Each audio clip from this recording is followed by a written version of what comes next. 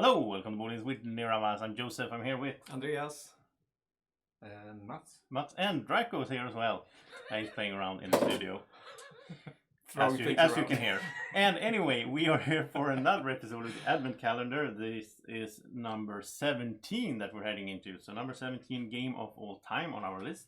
That's great. And yeah, I just double checked. We have one game each, as usual. We're going to talk about. Andreas will start, as usual. Are you ready? I am ready.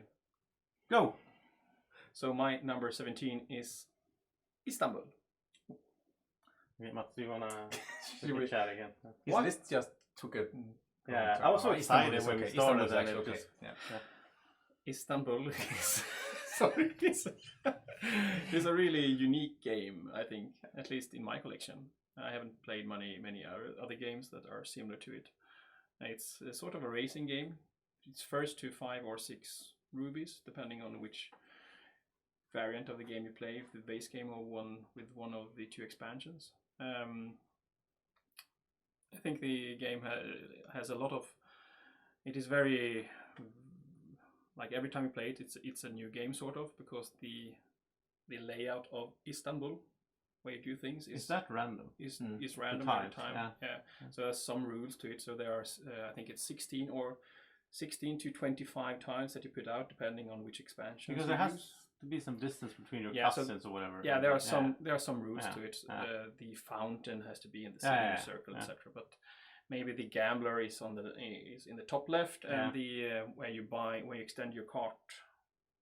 Your cart it may be in the bottom right, and you need money to, like, if they are very close to each other, then maybe you can do some gambling, go and extend your cart. But if they're far apart, maybe you can't do that this time. You have to find some other way. Find a strategy.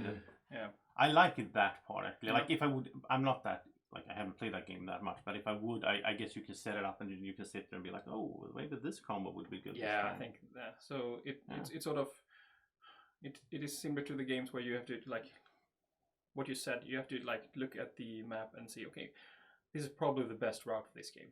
Yeah. Sort of. And it has this interesting thing of engine building. It's sort of engine building because some of the things that you can do is to give you passive powers or things that you can do. Maybe you can trade easier or something like that. And then it's like, is it worth investing in those? Because then maybe you're not doing things that will get you rubies. And I always like to do that, and then I have this, I'm like super powerful in the end game, but someone else buys his or her 5th or 6th ruby, and I never win the game. It has 2 great expansions, and I recommend to play one of them at a time. Okay. But you can play the Grand Bazaar or something, I think, with both of them. But then the game suddenly turns into a long game, 1.5, 2 hours maybe. And I think it works best when it's 1 hour. Yeah, I think so too, because I like some of the things in it. It's not on my, probably I call it the end of my 100 list. Yeah. But I like some things in it. But it's like I said, it shouldn't take too much time. Yeah. It's not that kind of game. It's in my top 500 as well. So. That's great. Istanbul. Okay. So my number 70 is my favorite co-op game. Wow. Favorite co-op game. Wow. Okay. Yeah, I know what it is. You're not a big co-op guy if your favorite is that far down. No. It's Robinson Crusoe. Yeah. So we talked about this, and it's one of our games. We played it on the channel. It worked out really well to play even on distance. Yeah, it did actually. So it was a really nice. Once we got the lag, the lag to work. Yeah. And I made my dice, and I then never got to roll them. Yeah. So no, but I think it's because this mixes because really... Mats got cursed. He went to some witch hut, and then he got cursed, so like he had a really bad chance of rolling well.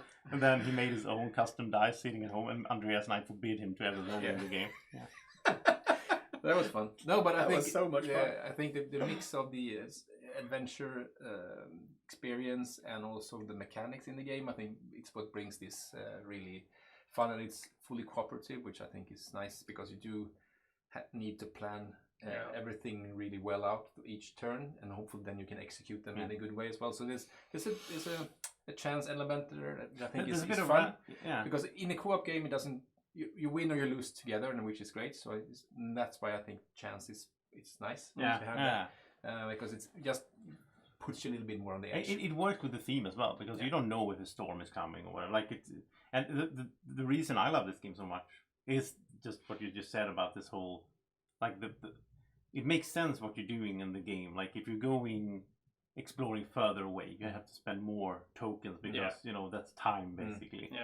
I mean, remember you like to clean the camp. I mean, you got to do that as well. Like keep the morale up. Yeah, you can't forget about that. That's an important part of the game. Clean the camp. Such a good game. It's always like, oh, we want to do this and this, and I'm like, we have to clean the camp. we have to clean the camp. One thing I would love to do at some point is to play the you play the expansion, the Voids of the Beagle. Yeah, I would love to play that together with you guys. That might be something that we should. Like that might be something to actually bring the game out on the table for us. I think we're undefeated as well so far as a team. It's super hard, this game. And the Beagle, I played it once and like I did not complete it. We should play the King Kong. Have me on. We should play the King Kong scenario. I never won that one. I look forward to playing that more with you guys. Great fun.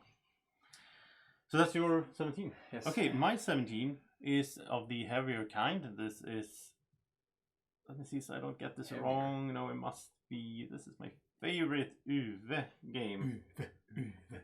No, this is not the pod. So my favorite Uwe Rosenberg game, do you want to guess what it is? Agricola? No, it's Feast.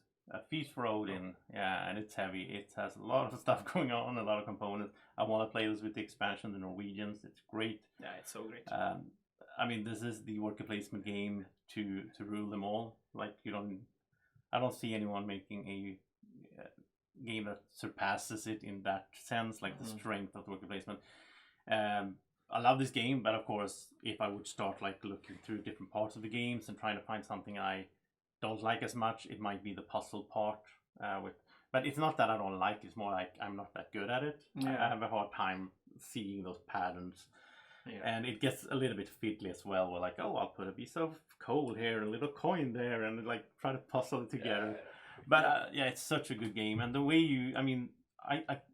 the replayability, I mean, we don't play it that often, but I could see this being around in our top lists, or in my top list at least, and in our gaming cycle for years to come, because there's so much to do in the game, so much to explore. And there is a new expansion coming. Yeah.